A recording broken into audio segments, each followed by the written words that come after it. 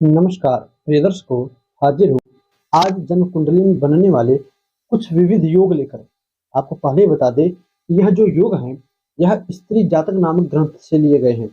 यह योग सिर्फ स्त्रियों की ही कुंडली में लागू होते हैं। यदि आप किसी पुरुष कुंडली में देखो और यह योग बने तो बहुत कम उम्मीद है कि इस योग का फल उस पुरुष को मिले। अब ऐसा क्यों? क्योंकि देखिए, ये हो सकता है कि यह समाज जो है, हमारा जो देश है, यह समाज जो है पुरुष प्रधान देश है। देश तो नहीं कह सकते, किंतु हाँ, पुरुष प्रधान समाज कह सकते हैं। तो पुरुष प्रधान समाज है, स्त्रियों के लिए कुछ अलग नियम कानून होते हैं।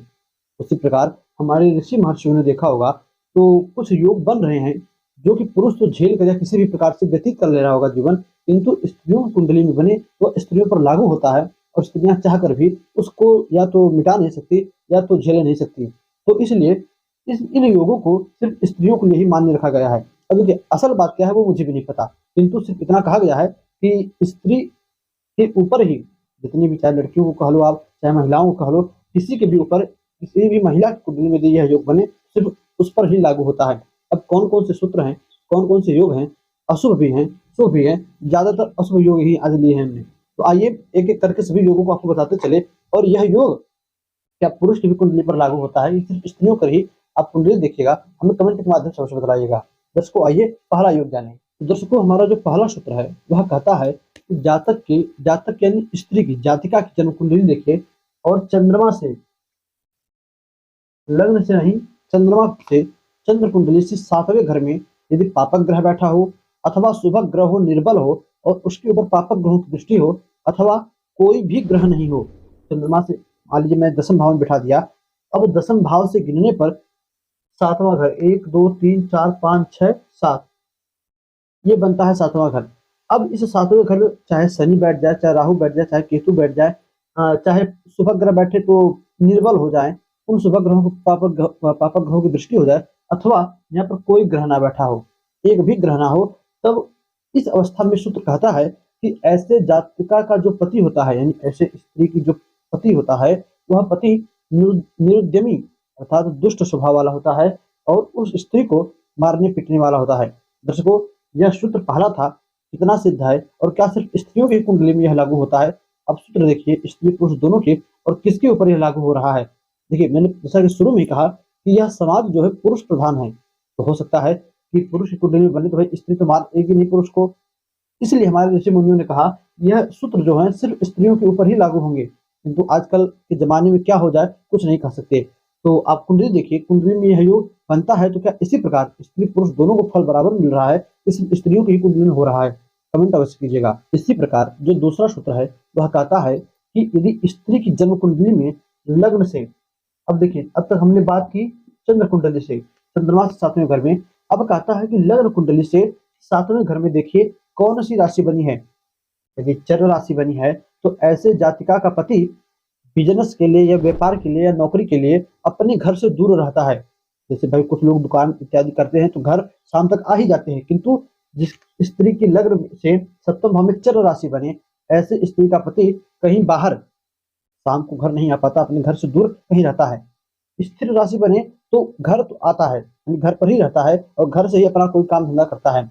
और चर स्थिर यानी दो स्वभाव राशि बन जाए, तब ऐसी अवस्था में वह कभी कभार बाहर भी जाता है काम के लिए, तो कभी कभार घर और रहकर अपना कार्य करता है। और यदि इसी सप्तम भाव में बुध और शनि दोनों ग्रह, बुध और शनि, ये दोनों ग्रह युति करके एक साथ बैठे हों तो ऐसी स्त्री का पति नपुंसक होता है। सूत्र ही कहता है कि स्त्री की जन्म कुंडली से, लग्न कुंडली से सप्तम भाव में बुध और शनि बैठे हों तथा इनके ऊपर पापक ग्रहों की दृष्टि पड़ जाए तो और भी प्रबल, नहीं तो सप्तमेश की दृष्टि पड़े। देखिए, जो योग बना है उसका खंडन भी होता है कि शुभ ग्रहों की दृष्टि पड़ जाए, तब ऐसी अवस्था में इसका खंडन हो जाएगा।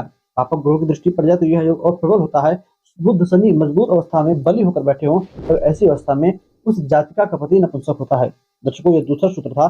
तीसरा सूत्र कहता है कि जिस भी स्त्री की जन्म कुंडली में सप्तम भाव में पापक ग्रह जैसे सूर्य, मंगल या राहु बैठे हों, सबसे अधिक सूर्य, फिर मंगल, फिर राहु को रखता है, बैठे हों जहाँ पर बुध शनि मैंने लिखा है, इनकी जगह चाहे सूर्य, चाहे मंगल, चाहे राहु बैठे हों, तब ऐसी अवस्था में उस स्त्री का पहला विवाह खंडित हो जाता है। यहाँ पर चाहे सप्तम भाव में सूर्य बैठे हो, चाहे मंगल बैठे हो, चाहे राहु बैठे हो, तब ऐसी अवस्था में यदि ग्रह प्रबल हो जाए तो ऐसी स्त्री का पहला विवाह टूट जाता है किसी न किसी कारण से। अब ये कारण कोई भी हो सकता है, चाहे दहेज का कारण हो, चाहे पहला विवाह जो रिश्ता आवे वह होते होते कट जाए या होकर कट जाए, या पति की मृत्यु हो जाए, किसी भी कारण से पहला विवाह जो है टूट जाता है। दर्शकों, अगला जो सूत्र है वह कहता है जिस भी स्त्री की जन्म पत्रिका में सप्तम भाव में शनि बैठा हो और उस शनि को सभी पापक ग्रह देखे।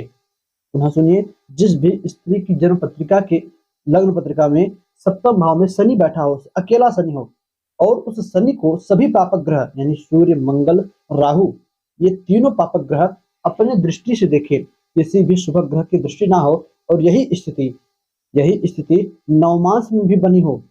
पुनः सुनिए, जन्म पत्रिका से सप्तम भाव में शनि बैठे हों, अकेले हों, सभी पापक ग्रहों की तीन यानी सूर्य, मंगल और राहु, इन तीनों पापक ग्रहों की दृष्टि उस शनि के ऊपर हो और कोई भी शुभ ग्रह उस शनि को न देखे, तथा यही स्थिति नवमास चक्र में भी बनी हो, तब ऐसी अवस्था में सूत्र कहता है कि वह जातका या तो उसका विवाह ही नहीं होता, और विवाह होता है तो उसके पति की शीघ्र मृत्यु हो जाती है।